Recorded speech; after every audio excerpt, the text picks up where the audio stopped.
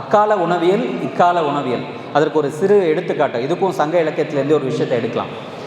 நம்ம சிறுதானியங்களை வச்சு ஒரு அழகான ஒரு பாடல் இருக்குது, அது ஒரு சொற்றொடர்னு சொல்லலாம். வரகரிசி சோறும் வழுதுணங்காய் வாட்டும் முறமுறவெனவே புளித்த மோரும், ஔவையார் பாடிய ஒரு பாடல். வரகரிசி சோறு கேட்குறதுக்கே எவ்வளோ அழகாக இருக்குது. வரகரிசி சோறோட வழுதுணங்காய் வாட்டு, வழுதுணங்காய்னா கத்திரிக்காயில் ஒரு வகை, நீளமாக இருக்கக்கூடிய கத்திரிக்காய், நிறைய பேருக்கு தெரிஞ்சிருக்கும். அதில் ஒரு பொரியலோ ஒரு கூட்டு மாதிரி இல்லை கொத்து மாதிரி வச்சுக்கோங்க. அதற்கு தொட்டுக்கொள்ள புளித்த மோர், ப்ரோபயாட்டிக் சத்து நிறைந்த புளித்த மோர்.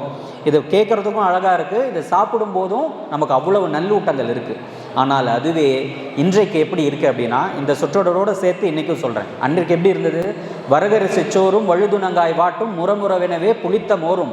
ஆனால் இன்றைக்கு வர வர பீஸாவும் வழுவழு சீஸும் முழுவெனவே புளித்து போன மயோனிஸ் சாஸும்.